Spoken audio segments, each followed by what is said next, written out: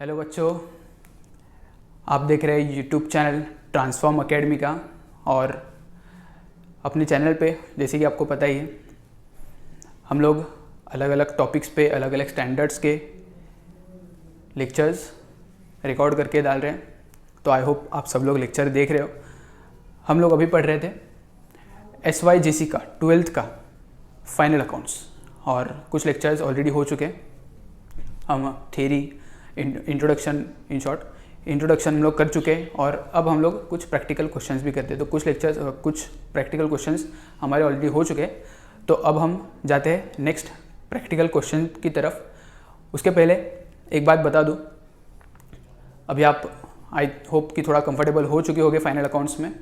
और अगर आपको कुछ लग रहा है कि थोड़ा बहुत और ग्रिप नहीं आया है, तो एक ही तरीका है, थोड़ा रिवाइज करो।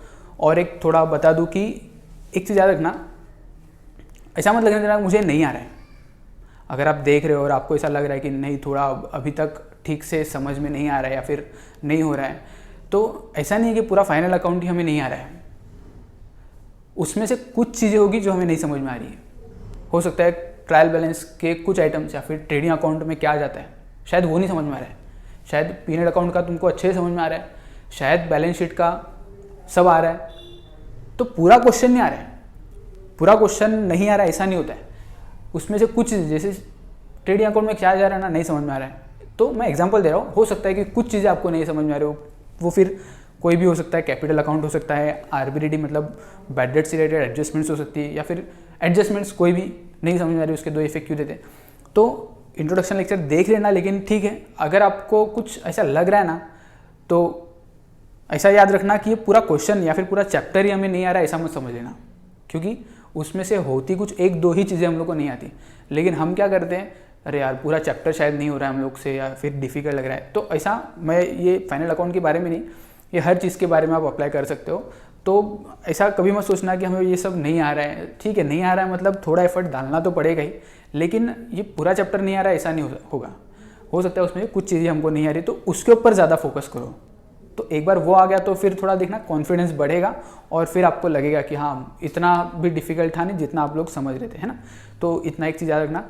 तो स्टार्ट करने से पहले एक बार फिर बता दूं मैं कि आपको वीडियो का क्वालिटी थोड़ा अच्छा आए, थोड़ा विजिबल हो, इसलिए क्वालिटी थोड़ा 360 480 पे ही देखना है मिनिमम। थोड़ा ब्राइटनेस बढ़ा कर देखना, और ईयरफोन्स में देखना हो सके तो आपको थोड़ा अच्छे से सुनने भी आएगा। तो और एक चीज़, आप हो सके तो फिर इसको, अगर आपके घर में स्मार्ट टीवी होगा तो आप फ़ोन को स्मार्ट टीवी से कनेक्ट करके बड़ी स्क्रीन पर भी देख सकते हो। तो एक और चीज़ है, आप ये भी ट्राई कर सकते हो। तो चलो, आप ये सब तो कर ही लिए होगे। हम अब करेंगे नेक्स्ट क्वेश्चन है क्वेश्चन नंबर 4। आपको डिस्क्रिप्शन में क्वेश्चन मिल जाएगा, तो डोंट वरी। और वैसे भी आपको बोर्ड पे भी शायद क्वेश्चन दिख रहे हैं। तो स्टार्ट करते हैं क्वेश्चन नंबर 4। आपको पता होगा क्या क्या बनाते हैं हम लोग। क्वेश्चन में दिया होता है ट्रायल बैलेंस और कुछ एडजस्टमेंट्स। हमें क्या बनाना है, हमें बनाना है trading account, profit and loss account और बैलेंस शीट। मतलब ये तीन तो बनता ही है। क्वेश्चन में क्या दिया है वो भी एक बार देख लेना हमको, ठीक है। तो ये तो बनता ही है। फॉर्मेट तो ऑलरेडी हमने बना ही लिया है। देखते हैं question number 4। From the following trial balance of Messrs Meera and Madhav, ये दो पार्टनर्स हैं। Prepare trading and profit and loss account for the year ended 31 March 2019। Year ended 31 March 2019 है, मतलब हमारा फाइनेंशियल ईयर क्या हो सकता है, 1 अप्रैल 2018 से लेके 31 मार्च 2019। तो ट्रेडिंग और P&L बनाना है। उसके बाद and balance sheet as on that date, balance sheet भी उसी डेट की बनाना है। क्वेश्चन देखते हैं ट्रायल बैलेंस में क्या क्या दिया है। पहले हम लोग क्या करते हैं, हमारा सिस्टम वही था कि पहले हम क्वेश्चन को रीड करेंगे, सब कुछ समझ लेंगे कहाँ पर जाएगा, और मार्किंग वगैरह कर लेंगे। मार्किंग पता है ना, एडजस्टमेंट्स जिस पे भी रहेगा उसको मार्किंग कर लेते हैं हम लोग। तो मार्किंग वगैरह भी कर लेंगे, क्वेश्चन को समझ लेंगे और फिर सॉल्व कर लेंगे। उसमें ज़्यादा टाइम जाएगा नहीं, तो दो बार रिवीजन भी हो जाएगा अपना, है ना, उसी बहाने। स्टार्ट करते हैं। डेबिट साइड याद रखना, एक और बार बता देता हूँ, क्वेश्चन की डेबिट साइड हम आंसर में जब पोस्ट करेंगे उसे डेबिट में ही लिखना है। किसी भी अकाउंट में जाए डेबिट में ही जाएगी। क्वेश्चन की डेबिट मतलब आंसर की भी डेबिट साइड ही होगी। अगर बैलेंस शीट है तो फिर एसेट साइड। फिर से बता दूं, क्वेश्चन में अगर डेबिट साइड है तो आंसर में भी या तो डेबिट साइड या तो बैलेंस शीट के एसेट में। अगर क्वेश्चन में है ट्रायल बैलेंस में क्रेडिट साइड दिया है कुछ, तो वो क्रेडिट साइड ही जाएगा किसी भी अकाउंट के। अगर बैलेंस शीट में जा रहा है तो लायबिलिटी साइड। तो ये एक चीज़ याद रखना। आगे जाते हैं, क्वेश्चन स्टार्ट करते हैं। सबसे पहले दिया है स्टॉक और ब्रैकेट में डेट दिया है 1 अप्रैल 2014। 1 अप्रैल मीन्स ओपनिंग स्टॉक है। ये ओपनिंग स्टॉक कहाँ पे लिखा जाता है? ट्रेडिंग अकाउंट के डेबिट साइड स्टॉक है ना, यह ट्रेडिंग अकाउंट याद है ना, ये क्या है? ये एक ही में हमने दोनों अकाउंट बनाए हैं। ट्रेडिंग अकाउंट थोड़ा यहाँ से ऊपर वाला पार्ट ट्रेडिंग रहेगा और इसके नीचे हम लोग प्रॉफिट एंड लॉस अकाउंट बनाएंगे आगे। तो स्टॉक कहाँ पे? Trading account debit side. Debtors, debtors क्या होते हैं? एसेट, जिनसे पैसा आने का बाद, कस्टमर्स जिनसे कुछ सेल्स का पैसा आना बाकी है। तो debtors balance sheet asset side. Bills receivable, receivable ना, bill receivable means amount receivable, तो ये भी एक डेट एसेट हो गया डेटर्स की तरह। एसेट साइड बैलेंस शीट के एसेट में लिखेंगे बिल्स रिसीवेबल। परचेस, परचेस क्या होता है? परचेस मीन्स हमने कुछ गुड्स खरीदा, प्रोडक्शन के लिए हो या फिर ट्रेडिंग के लिए हो, गुड्स खरीदा ना। गुड्स खरीदा मतलब उसका यूज़ कहाँ पे होने वाला है? ट्रेडिंग अकाउंट में, है ना। हमने पहले भी देखा था ट्रेडिंग और प्रॉफिट एंड लॉस अकाउंट में डिफरेंस क्या है। तो ट्रेडिंग अकाउंट फैक्ट्री का अकाउंट है, फैक्ट्री में क्या क्या यूज़ होने वाला है। Profit and loss account office का अकाउंट है, तो ऑफिस में जो एक्सपेंस इनकम रहेंगे वो हम लोग प्रॉफिट एंड लॉस अकाउंट में। तो इन शॉर्ट ये जो है परचेसेस, ये परचेस करके हम लोग कहाँ पे लेके जाएंगे? तो ये ट्रेडिंग अकाउंट में जाएगा। फिर परचेस करेंगे, उसके ऊपर प्रोसेसिंग वगैरह हो सकता है, तो trading account. Factory expense. Returns, return, ये कौन सा रिटर्न है? सिर्फ रिटर्न बोला, देखो सिर्फ रिटर्न, एक्सप्लेन बोला ही नहीं, कुछ भी नाम नहीं दिया, या purchase return, sales return, return inward, return outward बोला नहीं, लेकिन उसका साइड तो दिया है ना, है कि नहीं? उसका साइड तो दिया है। ये डेबिट साइड में है, रिटर्न्स है। बोलो ये कौन सा हो सकता है? डेबिट में है, तो डेबिट में है, इसका मतलब ये है सेल्स रिटर्न। देखो हमारे पास आ रहा है ना, ये रिटर्न है, डेबिट साइड में लिखा है ना, इसलिए ये। और वैसे भी एक चीज़ याद रखना, ये रिटर्न्स अगर नाम नहीं दिया होगा ना तो क्या लिखना है? डेबिट में ना, है डेबिट में, मतलब लिखेंगे डेबिट में ही, तो डेबिट में लिखेंगे। तो डेबिट में तो हम परचेस रिटर्न लिखते हैं ना, तो क्या है परचेस रिटर्न? नहीं, परचेस में से माइनस करेंगे इसको। तो एक और चीज़ हमने सीखी थी कि अगर डेबिट में कुछ माइनस में है मतलब वो एक्चुअल में क्रेडिट बैलेंस है, ठीक है। और क्रेडिट में कुछ माइनस में लिखा है तो एक्चुअल में वो डेबिट बैलेंस है। तो देखो ये डेबिट बैलेंस है, तो ये डेबिट बैलेंस कहाँ पे लिखेंगे हम लोग? क्रेडिट साइड में माइनस करके लिखेंगे। इन शॉर्ट ये क्या है? सेल्स रिटर्न है ना, सेल्स रिटर्न। तो ये भी समझ गया आप लोगों को। कैरेज इनवर्ड, बताओ कैरेज, कैरेज मतलब पता था आपको, फ्रेट, गाड़ी भाड़ा वगैरह है ना, तो ये इनवर्ड है। इनवर्ड, इनवर्ड मीन्स आ रहा है, तो कैरेज इनवर्ड, गाड़ी भाड़ा हम लोग किस लिए दे रहे हैं? परचेस हो रहा है उस लिए दे रहे हैं हम लोग। इनवर्ड पे कुछ कैरेज देंगे, तो इनवर्ड पे देंगे मतलब परचेस पे देंगे, तो ये परचेस रिलेटेड एक्सपेंस हुआ, तो ट्रेडिंग अकाउंट के डेबिट साइड में। परचेस रिलेटेड फैक्ट्री में, फैक्ट्री का एक्सपेंस है वो।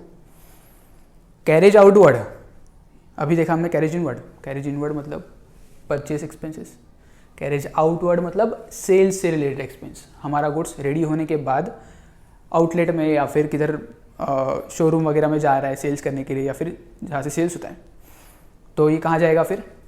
तो ये तो फैक्ट्री से रिलेटेड नहीं है ना, तो प्रॉफिट एंड लॉस अकाउंट में जाएगा, debit side. Motor vehicle, motor vehicle क्या है? एसेट है, प्रॉपर्टी अपनी, है ना, asset, motor vehicle asset. General expense, expense है, वाह एक्सपेंस, लेकिन कौन सा एक्सपेंस? जनरल, जनरल मीन्स छोटा मोटा एक्सपेंस, है ना, तो छोटा मोटा एक्सपेंस कहाँ पे लिखेंगे? प्रॉफिट एंड लॉस अकाउंट में, क्योंकि क्लियरली बोला ही नहीं ना कौन सा है, तो ये छोटा मोटा मतलब ऑफिस का ही रहेगा, इनडायरेक्ट एक्सपेंस हो सकता है वो। एक्सपोर्ट ड्यूटी, एक्सपोर्ट करेंगे हम लोग, export means out of country, India के बाहर हम सेल करने जा रहे हैं शायद, इसलिए एक्सपोर्ट कर रहे हैं, तो एक्सपोर्ट करेंगे मतलब सेल्स से रिलेटेड एक्सपेंस हो अपना, सेल्स, तो सेल्स से रिलेटेड एक्सपेंस कहाँ पे आता है? प्रॉफिट एंड लॉस, है ना। ट्रेडिंग अकाउंट में तो परचेस और प्रोडक्शन से रिलेटेड एक्सपेंस आएंगे। एडवर्टीजमेंट 4800, एडवर्टाइजमेंट डेबिट में लिखा है। एडवर्टाइजमेंट क्या मेरा फैक्ट्री का एक्सपेंस है? नहीं, तो फैक्ट्री में नहीं आएगा, प्रॉफिट एंड लॉस अकाउंट में, इनडायरेक्ट एक्सपेंस हुआ। लेकिन ब्रैकेट में बोला है for 3 years from 1 October 2018, for 3 years. कुछ याद आया? 3 साल का एक साथ पे कर दिया। तो हमारा रूल था ना कि प्रॉफिट 1 साल का चाहिए हमको, तो एक्सपेंस और इनकम ये दोनों भी 1 साल की होनी चाहिए, लेकिन ये एक्सपेंस तो 3 साल का है। तो क्या करेंगे इसको 1 साल का करने के लिए? 1 साल का करने के लिए क्या करेंगे इसको? अब देखना, ये भी देखना ज़रूरी है कि वो किस पीरियड का एक्सपेंस पे किया है हमने। हमें सिर्फ अपना जो टाइम पीरियड होता है ना, 1 अप्रैल 2018 से लेके 31 मार्च 2019, इस पीरियड के बीच का ही एक्सपेंस पे करना होता है, मतलब रिकॉर्ड करना होता है। जो भी इस पीरियड का है हमने पे किया हुआ वही रिकॉर्ड करना है। यहाँ पे देखो क्या बोला है, यहाँ पे बोला है फॉर 3 ईयर्स, ये है तो 3 साल का, तो 3 साल का मतलब ये तो 1 साल हुआ, तो और आगे के 2 साल बराबर। लेकिन उन्होंने डेट भी दिया है, देखो डेट कहाँ से, फ्रॉम कहाँ से, 1 अक्टूबर, 1 अक्टूबर साल के बीच में आता है ना, देखो 6 महीने होने के बाद, क्योंकि अप्रैल मई जून जुलाई अगस्त और सितंबर 6 महीने खत्म हो चुके। सितंबर 1 तारीख को पे किया है अक्टूबर के, मतलब 6 महीने ऑलरेडी हो चुके हैं। तो 6 महीने हो गए, तो 6 महीने और बाकी है, मतलब साल के बीच में पे किया। तो यहाँ से लेके कितने हो रहे इस साल में? 6 मंथ्स कवर हो रहे सिर्फ। और टोटल ये जो एक्सपेंस हमने पे किया है यहाँ से स्टार्ट करके आगे के 3 साल तक पे किया है, 3 साल तक, 3 ईयर्स के लिए पे किया है। लेकिन 3 ईयर्स में से इस साल में तो सिर्फ 6 ही महीने का आ रहा है। तो हमें कितना लेना है? 1 साल का लेना है कि 6 महीने का लेना है? तो हमें सिर्फ 6 महीने का लेना है। लेकिन आप बोलोगे सर आपने तो बोले थे 1 साल का होना चाहिए, बात आपकी बराबर है, 1 साल का होना चाहिए। लेकिन हमने आज जो पे किया है इस दिन से स्टार्ट किया था। ये देखो एक्सपेंस कौन सा था? ये एडवर्टाइजमेंट एक्सपेंस। ये एडवर्टाइजमेंट एक्सपेंस हमने आज से स्टार्ट किया था ना। तो तुम बताओ इसका बेनिफिट 1 अक्टूबर के बाद ही मिलना स्टार्ट हुआ है कि नहीं मुझे? ये एडवर्टाइजमेंट एक्सपेंस है, इसका बेनिफिट मुझे पूरे साल भर मिला क्या? नहीं मिला ना। तो इसलिए मैं क्या करूँगा, जिस दिन से स्टार्ट हुआ उस दिन से काउंट करूँगा कि मेरे इस साल में कितना कवर हो रहा है। तो इतने ही 6 महीने कवर हो रहे हैं। इसके पहले का एडवर्टाइजमेंट मैंने किया ही नहीं ना, क्योंकि वो लोग नहीं क्लियर बोला है फ्रॉम 1 अक्टूबर। तो आज से स्टार्ट हुआ है ना, तो इस साल में सिर्फ 6 महीना एडवर्टाइजमेंट हुआ, तो इतना ही एक्सपेंस लिखना पड़ेगा, है ना। तो और आई होप इतना आप लोग समझ गए होंगे। तो इसका एडजस्टमेंट कैसा करना है? तो देखो ये एक्चुअल में है प्रीपेड एडवर्टाइजमेंट का एडजस्टमेंट, क्योंकि 3 साल का हमको दे चुका है, दे दिया है वो लोगों ने। और इसका मतलब कि 6 महीने का ही इसमें कवर करना है, और उसके बाद का जितना भी रहेगा वो हमारा प्रीपेड हो जाएगा।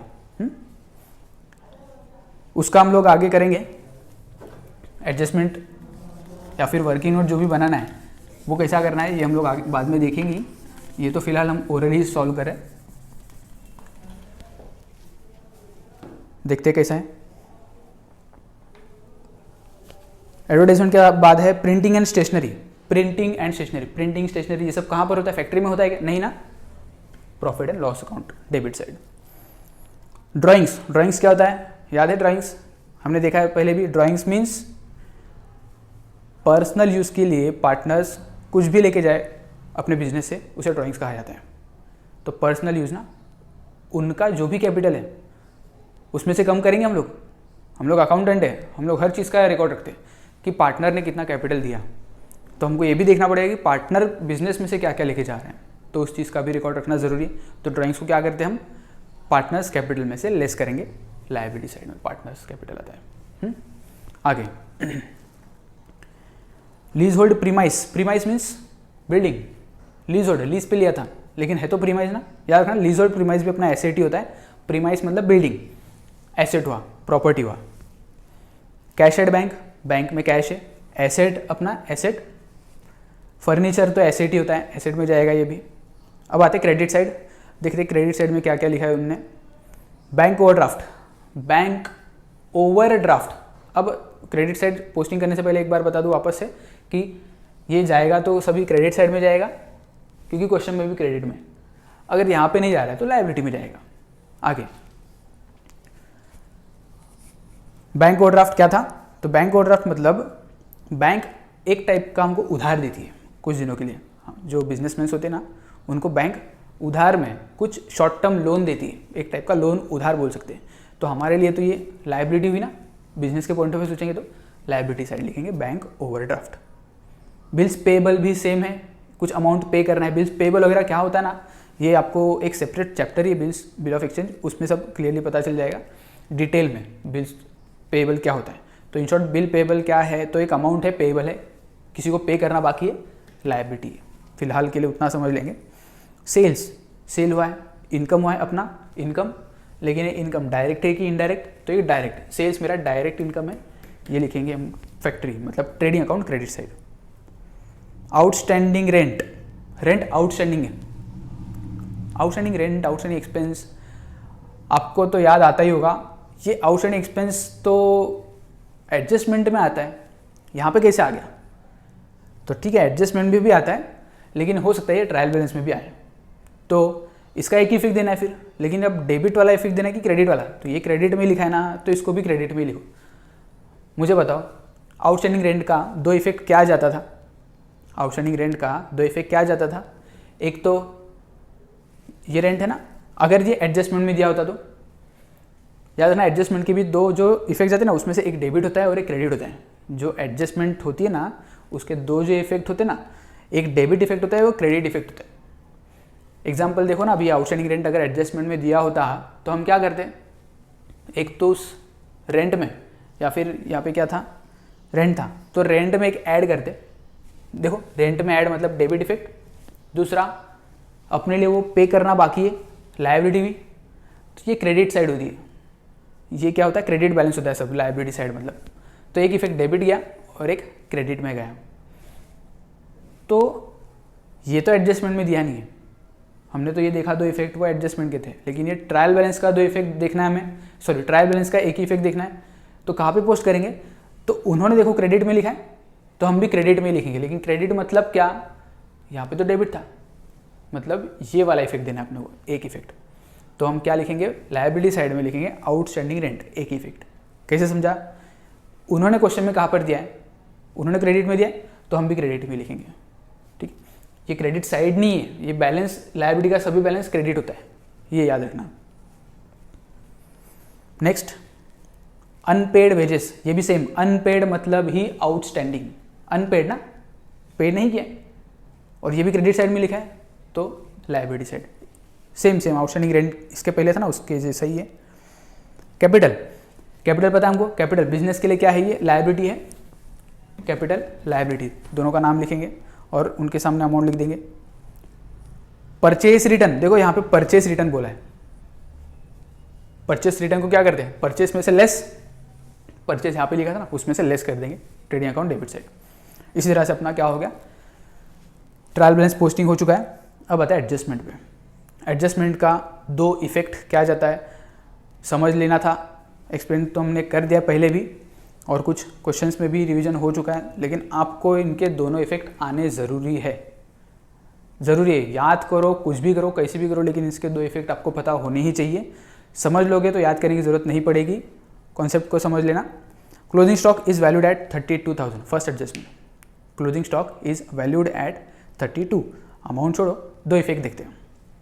स्टॉक ट्रेडिंग अकाउंट ना, क्लोजिंग स्टॉक ओपनिंग स्टॉक है तो क्रेडिट साइड, सॉरी है तो ट्रेडिंग अकाउंट, तो क्लोजिंग स्टॉक पहला इफेक्ट जाएगा ट्रेडिंग अकाउंट के क्रेडिट साइड में। दूसरा ये स्टॉक जो है ये क्या है? अपनी एसेट है, तो balance sheet asset side. Next provide provision for doubtful debts 2000, provision for doubtful debts, ये क्या है? आरडीडी है ना, ये है आरडीडी, और आरडीडी के दो इफेक्ट जाते हैं बराबर। आरडीडी क्या होता है? रिजर्व फॉर डाउटफुल डेट्स या फिर प्रोविजन फॉर डाउटफुल डेट्स। दो इफेक्ट क्या होते हैं? सेम बैड डेट्स की तरह ही। एक तो ये अपने लिए लॉस हो चुका है, प्रोविजन या फिर रिजर्व मतलब हम मान रहे कि शायद वो डाउटफुल है ना, तो शायद वो नहीं दे, वो डाउटफुल है इसलिए शायद लग रहा है कि नहीं देंगे, इसलिए हम क्या करते हैं? उसको लॉस मान के ही उनका इफेक्ट दे देंगे। लॉस हुआ, लॉस मान रहे हम लोग, तो लॉस मानेंगे, इसका मतलब ये P&L के डेबिट में जाएगा, क्योंकि फैक्ट्री से तो कुछ लेना देना नहीं ना, इसलिए P&L के डेबिट में। तो यहाँ पे एक इफेक्ट डेबिट में लिखेंगे। दूसरा, इनसे मुझे आने वाला था ना, मतलब मेरे लिए एसेट थी ये, डेटर्स में लिखा हुआ है इनको मैंने, तो बैड डेट्स या फिर रिजर्व फॉर डाउटफुल डेट्स, ये हम डेटर्स में से माइनस कर देते हैं, तो लेस फ्रॉम डेटर्स, ये हो गया इसका सेकेंड इफेक्ट। तो हम कैसे करते हैं, अब डेटर्स पे एडजस्टमेंट है तो डेटर्स को हम टिक कर लेते हैं, तो डेटर्स को टिक कर लेंगे, तभी पता चले ना कि उनको डेटर्स को इनर कॉलम में लिखना है, फिर उसमें से माइनस कुछ करना है अभी का RDD, और फिर आउटर में लिखना है फाइनल अमाउंट। फिर आता है create reserve for discount on debtors. Create reserve किस लिए क्रिएट करना है, फॉर डिस्काउंट ऑन डेटर्स। ये क्या था, एक रिजर्व क्रिएट करना किस चीज़ का, कि डेटर्स को शायद डिस्काउंट देना पड़े। ये वही डेटर्स है, ये डाउटफुल वाले, लेकिन ये थोड़े अच्छे हैं, जो डिस्काउंट मांगना है वो पैसा डुबाएंगे नहीं, बस वो लोग क्या करते हैं, हमसे डिस्काउंट मांगेंगे, तो ठीक है अपना कस्टमर है, डिस्काउंट देना ही पड़ेगा, बराबर नहीं होता है ये सब, डिस्काउंट वगैरह तो देना ही पड़ता है। तो ठीक है कस्टमर को डिस्काउंट देना पड़ा, तो लेकिन अपने लिए तो वो लॉस हुआ कि नहीं, उतना अमाउंट लॉस हुआ, तो लॉस हुआ मतलब फिर से profit and loss account debit side. क्यों profit and loss account debit side, factory से रिलेटेड है क्या ये, नहीं, तो प्रॉफिट एंड लॉस अकाउंट में लिखेंगे। याद रखना ये दो पार्ट है, इसमें इतना ऊपर वाला पार्ट ट्रेडिंग है और इसके नीचे वाला पार्ट प्रॉफिट एंड लॉस, नहीं तो आप बोलोगे ये एक ही अकाउंट है और मैं इशारे क्या कर रहा हूँ ये। तो पहला इफेक्ट था ये डिस्काउंट ऑन डेटर्स का, कि हमारे लॉस है वो हम लोग प्रॉफिट एंड लॉस अकाउंट लिखेंगे नीचे वाले में। और दूसरा इफेक्ट, मुझे डेटर्स में से भी तो इतना अमाउंट कम करना पड़ेगा, मुझे पता है इनको तो डिस्काउंट देना ही है, तो फिर मैं उनको क्यों डेटर्स में इतना अमाउंट लिख के रखूँ, उनका डिस्काउंट का अमाउंट मैं निकाल दूंगा उसमें से, तो डिस्काउंट को लेस फ्रॉम डेटर्स करेंगे। आगे 4 नंबर का, valued of lease hold premise, valued नहीं वैल्यू होगा वो, value of lease hold premise on 31 March 2019 ₹1 lakh. Lease hold premise asset में लिखा था हमने, देखो उसका वैल्यू कितना हो गया, 1 लाख हो गया। मतलब पहले कितना था, पहले था 1,10,000 आई थिंक, 1,10,000, तो पहले 1,10,000 था, अब हो गया 1 लाख, मतलब 10,000 का वैल्यू कम हुआ है ना उसका। इन शॉर्ट ये और कुछ नहीं है, डेप्रीसिएशन है, वैल्यू कम होना मतलब डेप्रीशिएट होना, तो एसेट का वैल्यू कम हुआ, तो हम लोग करेंगे क्या, 1,10,000 में दिख रहा था ना ऑलरेडी, ये लोग बोले 1 लाख करो उसको, वैल्यू कम हुआ तो 1 लाख करेंगे, मतलब लेस डेप्रीसिएशन 10,000 हो गया ना, 110 माइनस 10 1 लाख। और दूसरा ये जो डेप्रीसिएशन हुआ 10,000 का वैल्यू उसका कम हुआ, ये अपने लिए लॉस है, मतलब लॉस कहाँ पे लिखेंगे, P&L के debit. Last adjustment, outstanding expenses printing and stationery 500 रुपया प्रिंटिंग एंड स्टेशनरी आउटस्टैंडिंग है, अभी भी देना बाकी है, तो देना बाकी है ना, तो क्या करेंगे फिर, लिखना पड़ेगा उसको क्योंकि इसी साल का है। प्रिंटिंग एंड स्टेशनरी लिखा कहाँ पे था हमने, यहाँ पे प्रॉफिट एंड लॉस के डेबिट में, ऐड कर दो ना, इसी साल का बाकी है ना, है तो इसी साल का है तो ऐड करो, क्या ऐड, पे करना बाकी है, आउटस्टैंडिंग है बोला है, लायबिलिटी हुई मेरी, ऐड कर, सॉरी लायबिलिटी साइड में अलग से लिख दो उसको। तो इसी के साथ अपना क्वेश्चन एक्सप्लेन करके हो चुका है। अब हम करेंगे इसको सॉल्व, एक एक करके इफेक्ट देंगे। अकाउंट मैंने फॉर्मेट मैंने ऑलरेडी बना दिया हूँ, देखो trading in the books of Meera and Madhav लिखना है, पहले ऊपर पार्टनर्स का नाम, फिर लिखना है trading and profit and loss account for the year ended 31 मार्च 19, दोनों का एक साथ ही नाम लिख दिया। फिर balance sheet as on 31 March 2019। अब हम स्टार्ट करते हैं पोस्टिंग। सबसे पहले स्टॉक मतलब ओपनिंग स्टॉक कितना है 25,000। ओपनिंग स्टॉक कहाँ पे जाता है मैंने बता दिया हूँ, to opening stock 25,000। Debtors 80,000 fund, debtors asset है,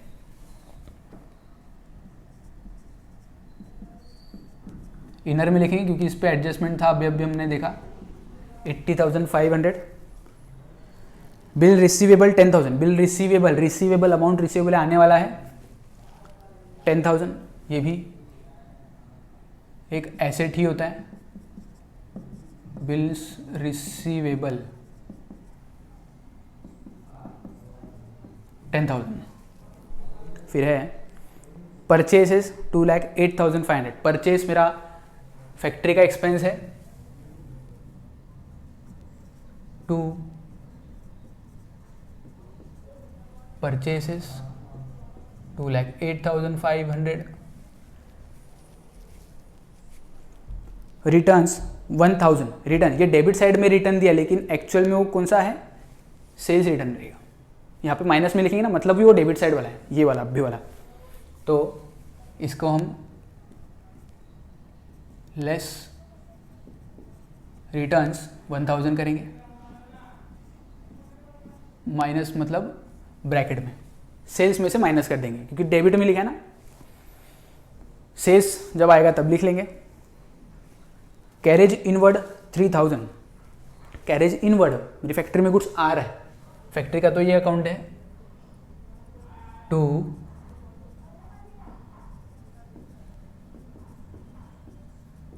carriage inward amount is 3,000।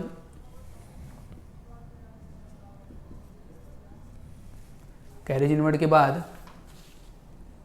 Carriage outward 4,500, carriage outward ना, अब आउटवर्ड वाला प्रॉफिट एंड लॉस अकाउंट में 2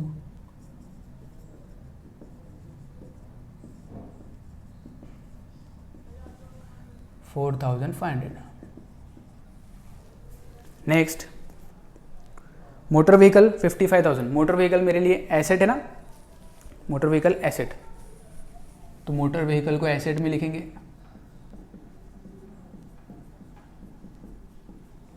और इस पर कोई भी एडजस्टमेंट नहीं है, इसलिए उसको आउटर कॉलम में डायरेक्ट लिखेंगे।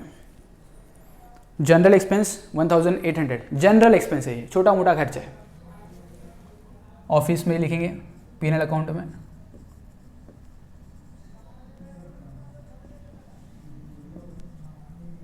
$1,800। Export duty 900, export duty, export करेंगे हम लोग, गुड्स जा रहा है तो परचेस रिलेटेड तो है नहीं। 2 export duty 900। Next advertisement 4,800, advertisement मेरे प्रोडक्शन से रिलेटेड नहीं है ना, एडवर्टाइजमेंट ऑफिस वगैरह का एक्सपेंस है। तो 2 एडवर्टाइजमेंट अमाउंट इज 4,800। अच्छा, इसमें ना, इसमें हमें डेट दिया, देखो एडवर्टाइजमेंट डेट हमने अभी देखा ना, एडवर्टाइजमेंट 3 साल का था, लेकिन हमारा स्टार्ट कहाँ से हो रहा है, वो बीच में से 1 अक्टूबर से स्टार्ट हो रहा है। तो 4,800 है, लेकिन ये पूरे 3 साल का है, हमें तो इस साल से रिलेटेड जितना है उतना ही लेना ना, तो बाकी का यहाँ से निकाल दो फिर। इन शॉर्ट ये क्या है, प्रीपेड एडवर्टाइजमेंट है, इसमें कुछ प्रीपेड वाला पार्ट है, तो जितना प्रीपेड वाला है इस साल से रिलेटेड नहीं है उसको निकाल देंगे। पता करना पड़ेगा कि प्रीपेड है कितना, इसके लिए एक वर्किंग नोट बनाता हूँ, देखो मैं।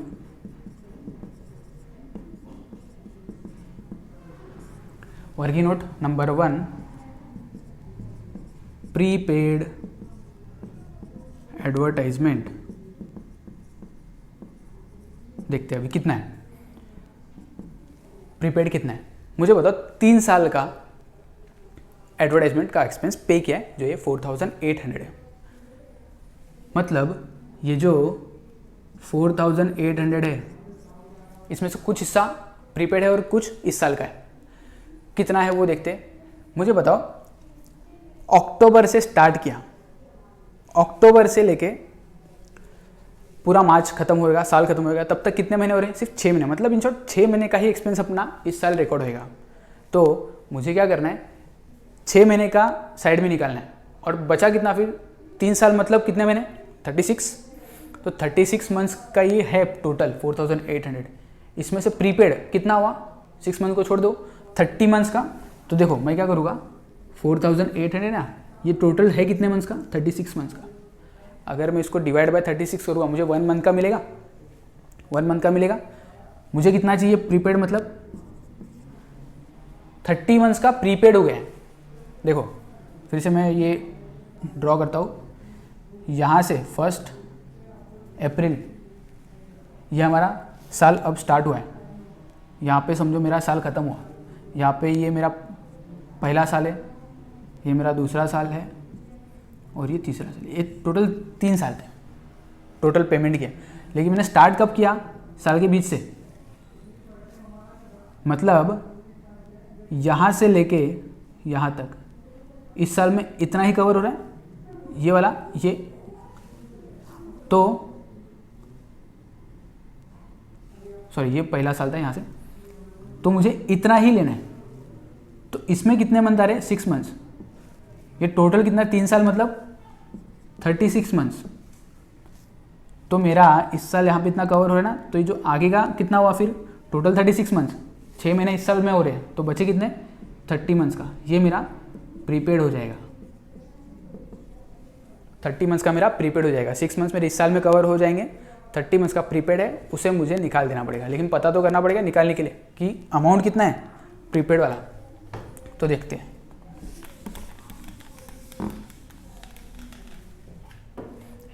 इतना कैलकुलेशन समझा? 4800 ये मेरे पूरे 36 मंथ्स का एडवर्टाइजमेंट एक्सपेंस है।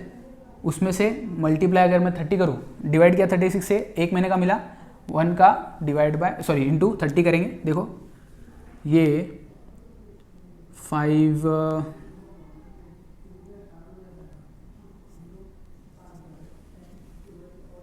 6 से हो जाएगा, 6 5 जा 30, 6 6 जा 36। सॉल्व करेंगे इसको। 6 जा 6, 6 8 जा 48, 0 0। तो आंसर क्या है अपना? 800 इंटू 5 इज इक्वल टू 4000। मतलब मेरा 4000 जो है ना प्रीपेड है। तो क्या कर देंगे? प्रीपेड को निकाल देंगे, लेस प्रीपेड निकाल देंगे उसको। कितना? 4000।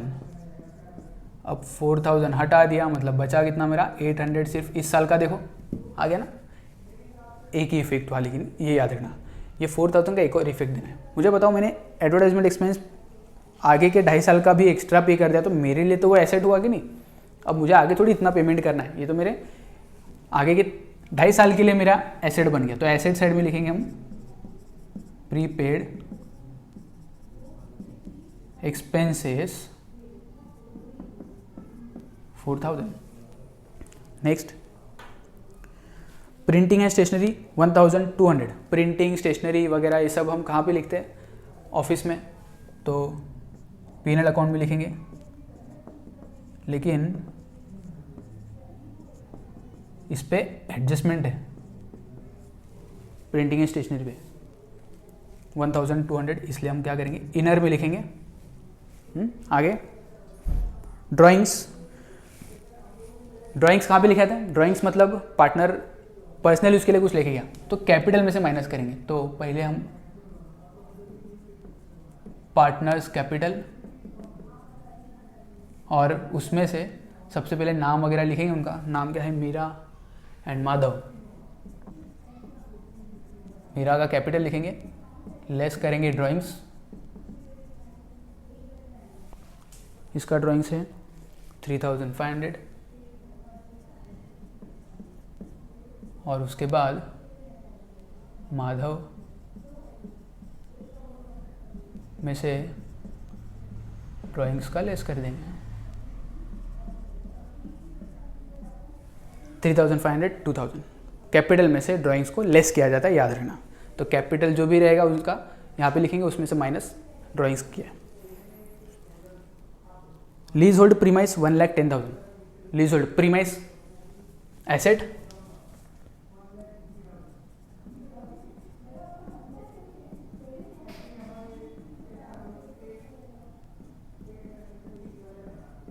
$1,10,000।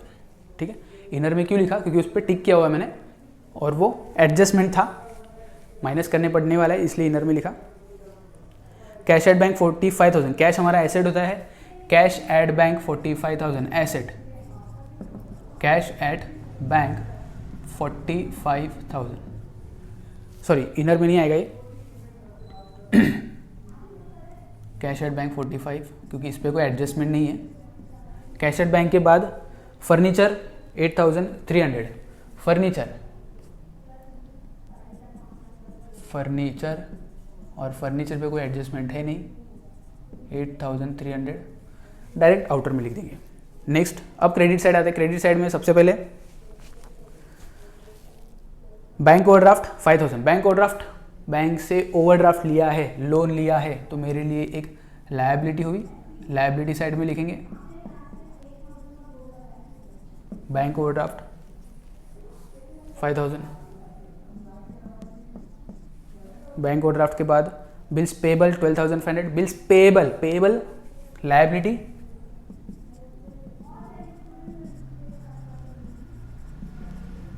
Bills payable 12,500।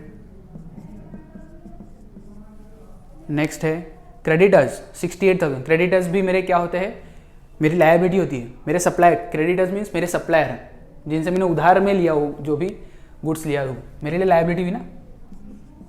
तो क्रेडिटर्स मेरे लिए लायबिलिटी हुई 68,000। Next, sales 3,25,000। सेल्स कहाँ पे लिखते हैं, ट्रेडिंग के क्रेडिट में, बाय सेल्स 325 माइनस 1,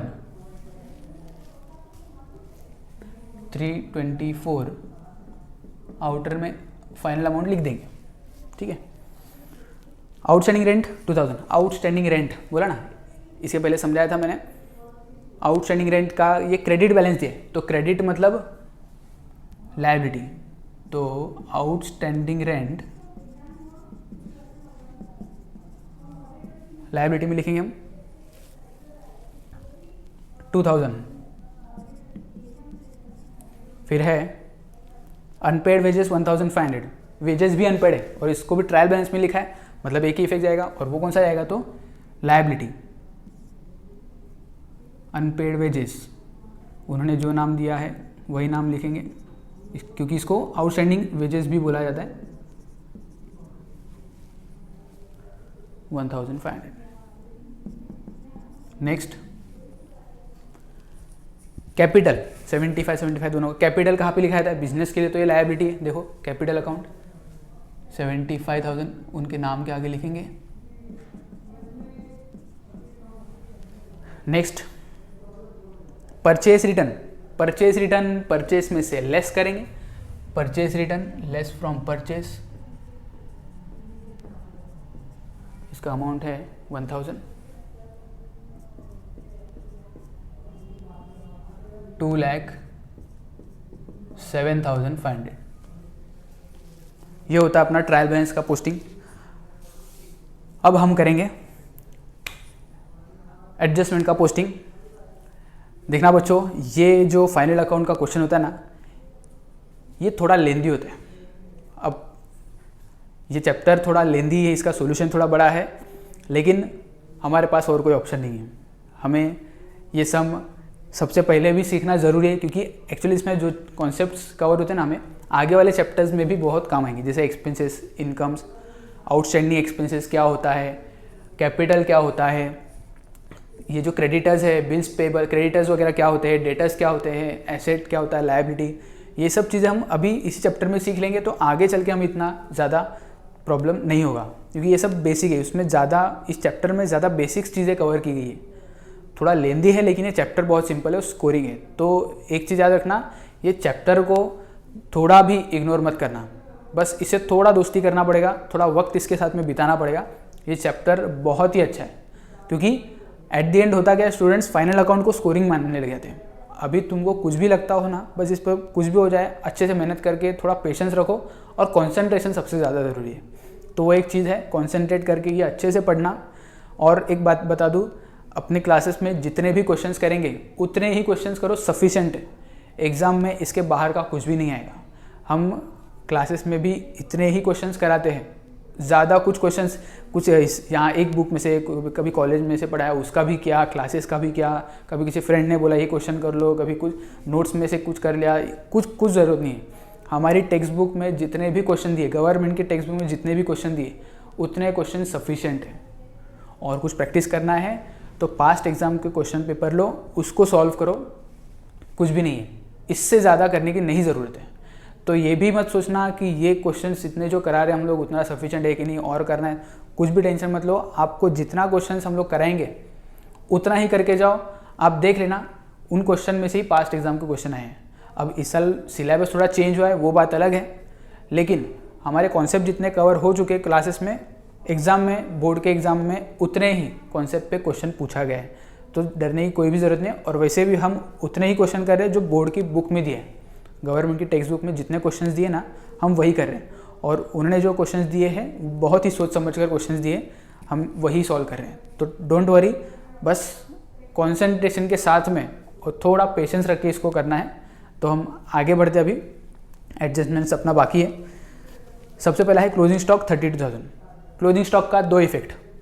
पहला इफेक्ट ट्रेडिंग अकाउंट, स्टॉक है ना, स्टॉक का ये अकाउंट है, देखो ओपनिंग यहाँ पे क्लोजिंग आता है। तो पहला इफेक्ट क्लोजिंग स्टॉक का, by closing stock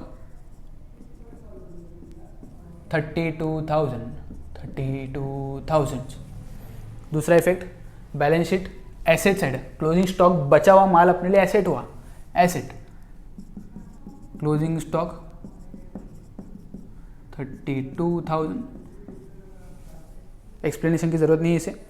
provide provision for doubtful debts 2,000, RDD है ये, 2,000 का आरडीडी क्रिएट करना है। वैसे उन्होंने डायरेक्ट अमाउंट ही दे दिया तो और कुछ करने की जरूरत नहीं, कैलकुलेशन। आरडीडी मतलब डाउटफुल डेट्स का प्रोविजन करें हम, रिजर्व फॉर डाउटफुल डेट्स। तो हम उसे अभी ही अपना लॉस हो चुका है ये मान के चलेंगे। इसके लिए देखना हमने एक फॉर्मेट बनाया था 4 लाइन का आरबीडी अकाउंट, उसमें 2 बैड डेट्स लिखते थे, 2 आरडीडी लिखते थे। इस क्वेश्चन में ना हमें पूरा फॉर्मेट बनाने की ज़रूरत नहीं है। उसका रीज़न ये है कि बाकी सब चीज़ें ना फॉर्मेट में जो 3-4 चीज़ें आती ना वो है ही नहीं, सब में ब्लैंक आना डायजेस्ट आएगा। तो एक काम करते ना, जितना है उतना ही बनाते हैं, क्योंकि क्वेश्चन में देखो बैड डेट्स नहीं है, दोनों बैड डेट्स नहीं है, आरडीडी भी एक ओल्ड वाला नहीं दिया है, तो एक एडजस्टमेंट में दिया मतलब न्यू आरडीडी इतना ही दिया है। तो हम क्या करेंगे, सिर्फ आरडीडी इतना ही लिख देंगे, ठीक है। तो पूरा फॉर्मेट बनाने की ज़रूरत नहीं है। आरडीडी बोला है 2,000, तो इसमें एक जगह छोड़ना पड़ेगा हमको क्योंकि इस पर एडजस्टमेंट है ना। तो 2 आरडीडी अकाउंट 2,000, एक इफेक्ट हुआ। दूसरा, ये हमारा लॉस हो चुका है ना, तो फिर एसेट में से निकाल दो, लेस कर दो डेटर्स में से आरडीडी 2,000। इस पे मैंने 2 टिक करके रखा क्योंकि इस पे 2 एडजस्टमेंट है, तो 2 ना, तो एक एडजस्टमेंट के बाद आउटर में मत लिखना, इसे माइनस करके इनर में ही लिखना क्योंकि एक और एडजस्टमेंट आने वाले। देखो 80 - 2 78, 2 इफेक्ट हुआ 2,000 का। Next adjustment, create reserve for discount on debtors. Create reserve, हमें रिजर्व क्रिएट करना है, डेटर्स को डिस्काउंट देना है उसका रिजर्व। तो इन शॉर्ट रिजर्व करने क्यों बोल रहे लो, क्योंकि आगे चल के देना ही है। तो हम मान के चलेंगे कि हमारा उतना लॉस हो चुका है। तो नुकसान हुआ मतलब प्रॉफिट एंड लॉस अकाउंट के डेबिट साइड में लिखेंगे हम लोग 2 reserve for discount on debtors. Reserve for discount on debtors, हमारा लॉस हुआ और कितना रिजर्व क्रिएट करने बोले वो लोग 3% ऑन डेटर्स। अच्छा 3% अमाउंट अवेलेबल नहीं है, लेकिन डेटर्स पे 3% ना, तो आपको पता होगा कौन सा अमाउंट लेंगे हम लोग, ये वाला लेंगे कि ये तो ये वाला नया वाला वैल्यू, क्योंकि ये अभी करेक्ट अमाउंट है अपना। तो इस पे 3% कैलकुलेट कर सकते हैं हम लोग। Reserve for discount on debtors 78,500 का 3%, 78,500 का 3%। देखो 2 0 यहाँ से गया, 2 0 यहाँ से गया, तो 785 इंटू 3, इसका कैलकुलेशन 2,355, ठीक है। अमाउंट मिला। अब 2 इफेक्ट, एक इफेक्ट तो हमने यहाँ पे देखा था 2355, दूसरा लेस फ्रॉम डेटर्स करते हैं, less reserve for discount on datas की ज़रूरत नहीं है, और डेटास पे ही किया है, यहाँ पे ज़रूरी नहीं लिखना, वहाँ पे सेपरेट था ना, तो क्या है किस पे है वो लिखना ज़रूरी था। 2355 लेस कर देंगे, क्योंकि इतना डेटा हमारा अभी रहा नहीं, इतना डिस्काउंट देना पड़ेगा, है ना। तो अमाउंट अगर माइनस किए तो ये बचेगा 76,145, 76,145। Next number 4, value of leasehold premise valued at 31 march on 31 मार्च 19 1 लाख।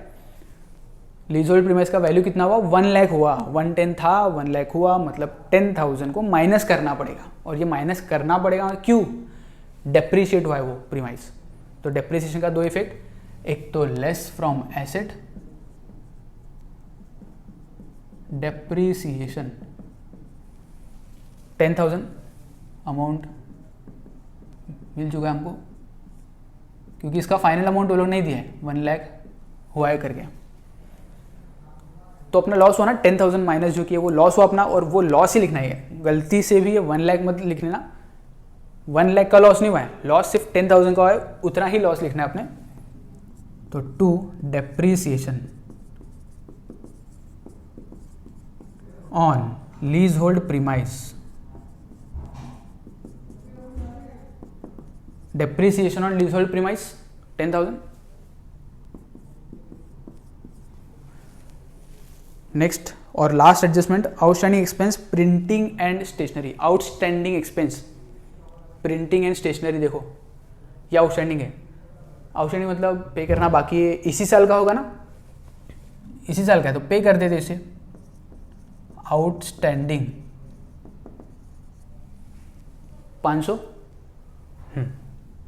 तो अगर 500 को मैं ऐड करता हूँ, आउटस्टैंडिंग देखो ऐड किया है, 1700 हो जाएगा, और एक ही इफेक्ट हुआ, लेकिन ये पे करना बाकी है, मतलब ये लायबिलिटी हुआ। तो यहाँ पर लिखेंगे हम, यहाँ पे लिख देता हूँ आउटस्टैंडिंग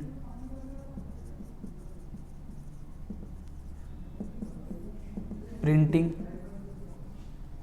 एंड स्टेशनरी 500। इसी के साथ अपना क्वेश्चन पूरा ख़त्म हो जाता है। अब हम क्या करेंगे, बस इसको क्लोज करना है, इसका बैलेंस, ट्रेडिंग का बैलेंस प्रॉफिट एंड लॉस में, प्रॉफिट एंड लॉस का कैपिटल में, और फिर फाइनली उसको टैली करेंगे। तो टोटल लेंगे,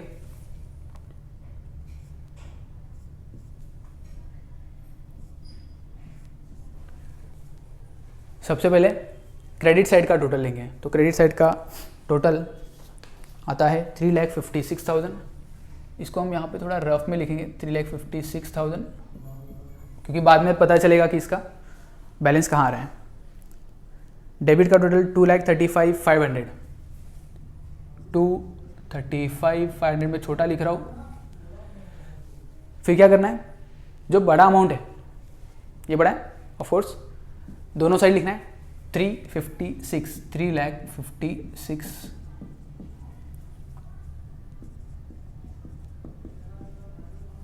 बैलेंस कहाँ पर आएगा, यहाँ पर, क्योंकि यहाँ पे देखो टोटल कम है ना। तो दिस माइनस दिस करेंगे, बैलेंस मिलेगा 1,20,500, 1,20,500। जैसी अमाउंट मिल जाएगी इसको मिटा दो जो टोटल किया था।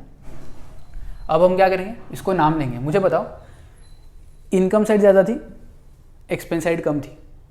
इनकम ज़्यादा मतलब प्रॉफिट, तो ये प्रॉफिट है, लेकिन इसका नाम क्या रहेगा, ग्रॉस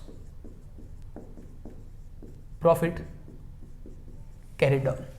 ये ग्रॉस प्रॉफिट है, इसको हम लोग कैरी फॉरवर्ड करेंगे। डेबिट में बैलेंस था, पीएनएल में आएगा तो क्रेडिट में जाएगा। यहाँ पे लिखेंगे हम by gross profit brought down.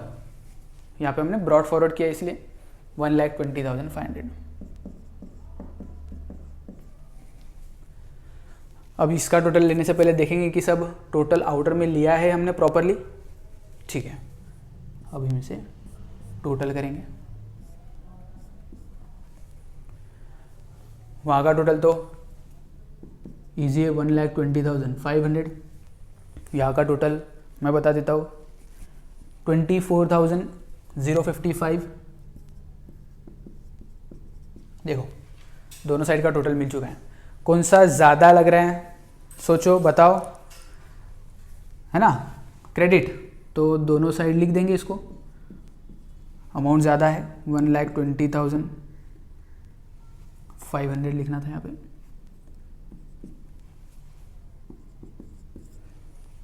यहाँ पे कम है, मतलब यहाँ पे बैलेंस आएगा, तो दिस माइनस दिस कितना होता है 96,445, 96,445 ये बैलेंस हुआ।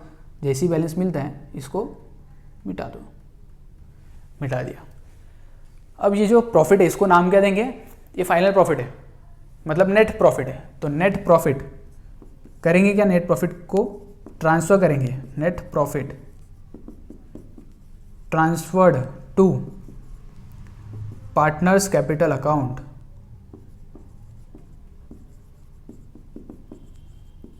Partners capital account. दोनों का नाम क्या था, मीरा, आई थिंक मीरा और माधव, मीरा माधव, दोनों में बांटना पड़ेगा ना ये प्रॉफिट। लेकिन प्रॉफिट शेयरिंग रेशो क्वेश्चन में दिया है क्या हमें, तो देखो क्वेश्चन में हमने पढ़ा था, अब तक तो कोई रेशो दिया नहीं था। जब भी क्वेश्चन में कोई रेशो नहीं दिया होता है, इक्वली डिस्ट्रीब्यूट करना है प्रॉफिट को, तो दोनों में हाफ हाफ डिस्ट्रीब्यूट कर देंगे। तो अगर हाफ करेंगे तो 48,223, 222.5 आ रहा है, लेकिन हम क्या करेंगे, राउंड फिगर कर देंगे, 48,222। मीरा को 1 रुपया ज़्यादा दे दिया, 3 रुपया दे दिया उसको, है ना। चलो ये प्रॉफिट डिस्ट्रीब्यूट भी कर लिया। अब फाइनली क्या करना है, प्रॉफिट है ना, प्रॉफिट पार्टनर्स का ही है, तो पार्टनर्स को ही देंगे, उनके कैपिटल में ऐड करेंगे। प्रॉफिट होगा तो ऐड करेंगे, अगर ये लॉस होता है यहाँ पे बैलेंस आता तो लॉस होता तो लेस कर देते कैपिटल में से। ऐड नेट प्रॉफिट 48,223 ऐड किया, ये इसको नेट प्रॉफिट, इसको भी ऐड किया 48,222।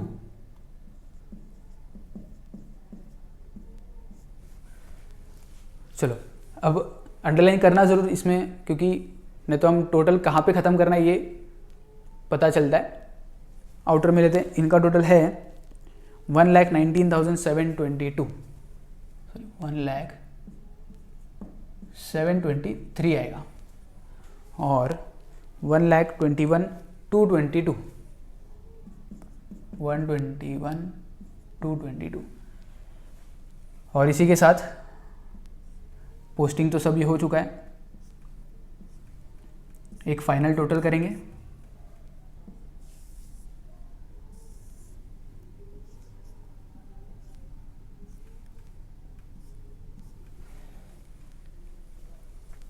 इसमें आउटर में आ चुका है ये सब, ठीक है। तो फाइनल टोटल होता है 3,30,445, 3,30,445।